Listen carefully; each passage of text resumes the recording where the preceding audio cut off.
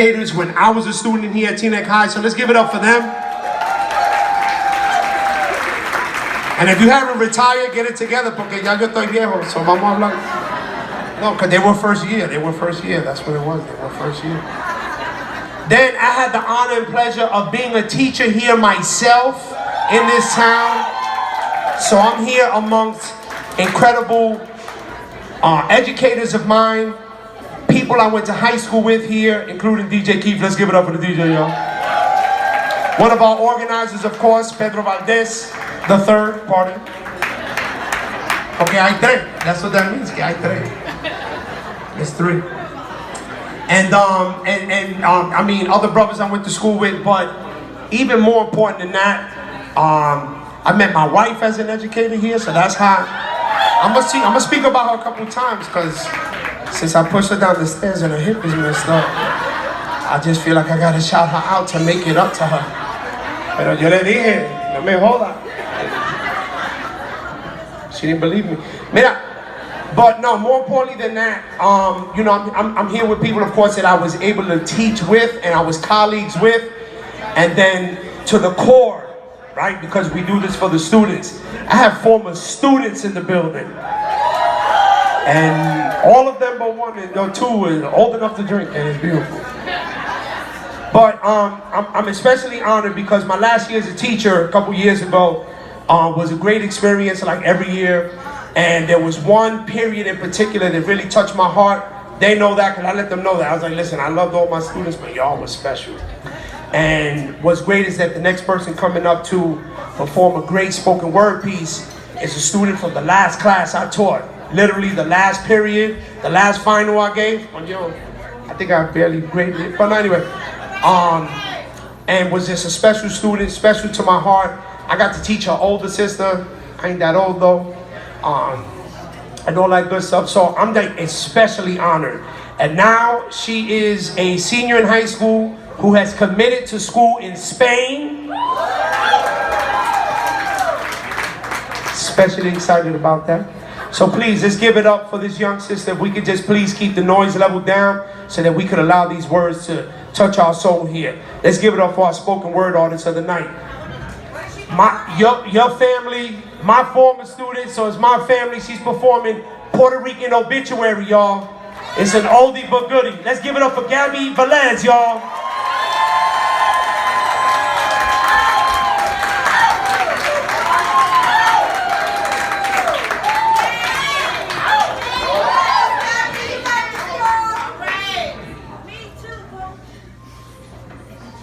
They worked.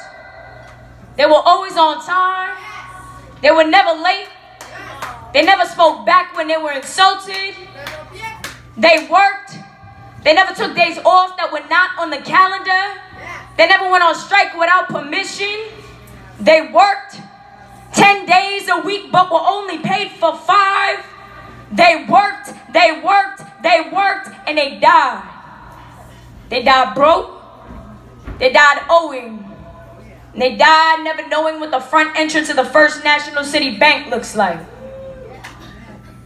Juan, Miguel, Milagros, Olga, and Manuel all died yesterday, today, and will die again tomorrow, passing their bill collectors on to the next of kin. All died waiting for the Garden of Eden to open up again under a new management. All died waiting for America to wake them up in the middle of the night screaming, "Mira, mira, your name is on the winning lottery ticket for $100,000. All died hating the grocery stores that sold them make-believe steak and bulletproof rice and beans. All died waiting, dreaming, and hating. Dead Puerto Ricans who never knew they were Puerto Ricans, who never took a coffee break from the 10 Commandments to kill the landlords of their crack skulls and communicate with their Latino souls. Juan, Miguel, Milagros, Olga, and Manuel from the nervous breakdown streets where the mice live like millionaires and the people do not live at all are dead and were never alive. Juan died waiting for his number to hit. Miguel died waiting for the welfare check to come and go and come again. Milagros died waiting for her 10 children to grow up and work so she could quit working. Olga died waiting for a $5 Manuel died waiting for his supervisor to drop dead so he could get a promotion, because it's a long ride from Spanish Harlem to the Long Island Cemetery where they were buried.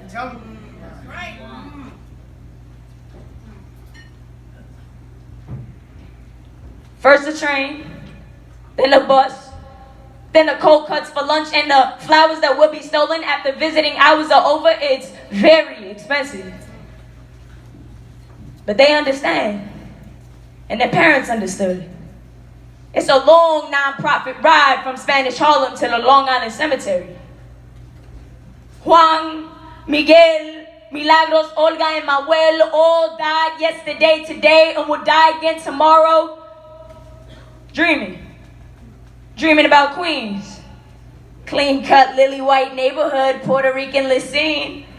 $30,000 home, first Spicks on the block. Proud to belong to a community that wanted them lynched. Proud to be a long distance away from the sacred phrase, ¿Qué pasa?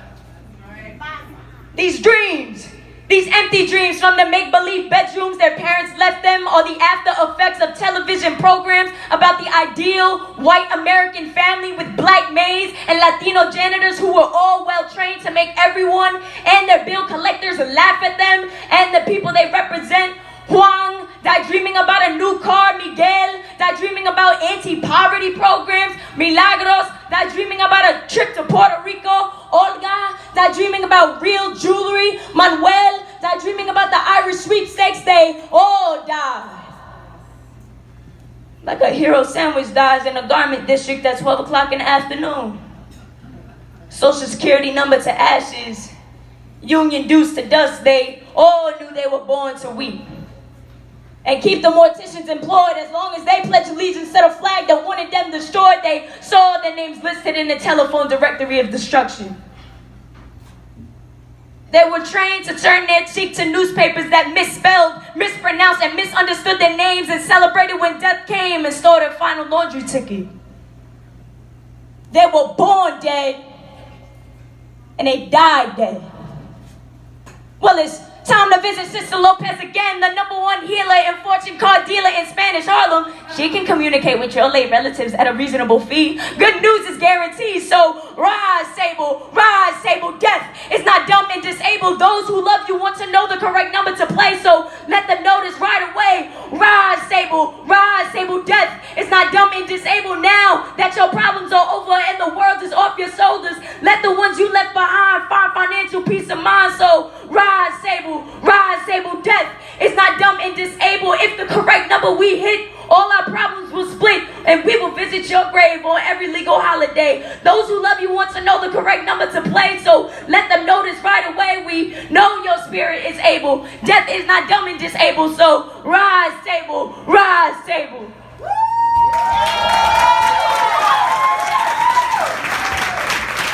Juan, Miguel, Milagros, Olga, and Manuel all died yesterday, today, and will die again tomorrow. Hating, fighting, and stealing broken windows from each other. Second-hand shit for sale. Learn how to say, "Como está usted?" and you will make a fortune.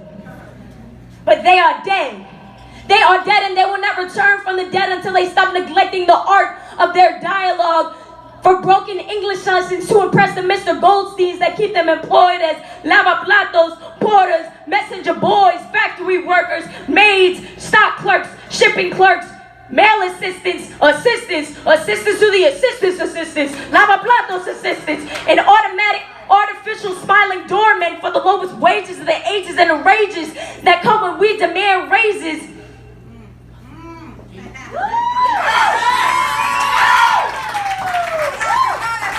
You know it's against company policy to promote spics. Juan died hating Miguel because Miguel's used car was in better running condition. Miguel died hating Milagros because she had a color television set and he could not afford one yet. Milagros died hating Olga because she made $5 more on the same job. Olga died hating Manuel because Manuel hit the numbers more times than she hit the numbers, and Manuel died hating all of them. Juan, Miguel, Milagros, and Olga. Because they all spoke broken English more fluently than he did. Now they're all together in the main lobby of the void, addicted to silence, off limits to the wind, confined to worm supremacy in a Long Island cemetery. This was the groovy hereafter the Protestant collection box was talking so loud and proud about. But here lies Juan, here lies Miguel, here lies Milagros, here lies Olga, here lies Manuel, who all died yesterday, today, and will die again tomorrow, always broke, always owing, never knowing that they are beautiful people, never knowing the geography of their complexion, because Puerto Rico is a beautiful place, and Puerto Ricanos are a beautiful race. If only they had turned off their televisions and tuned into their imaginations, if only they had used white supremacy Bibles for toilet paper purpose and made the Latino souls the only religion of their race. Juan, Miguel, Milagros, Olga, and Manuel will right now be doing their own thing where beautiful people dance and sing and work together, where the wind is stranger to miserable weather conditions, where you do not need a dictionary to communicate with your own people. Because aquí se habla español all the time. Aquí you salute your flag first. Aquí there are no dial soap commercials. Aquí everybody smells good. Aquí TV dinners have no futures. Aquí the men and women admire, desire, and never get tired of each other. Aquí que pasa power is what's happening. Aquí se picó negrito means to be cold. Love.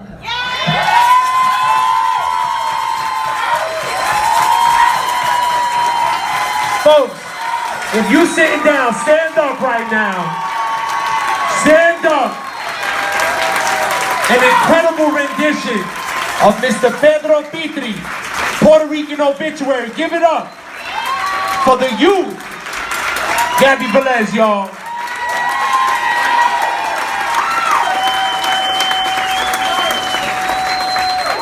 She delivered it.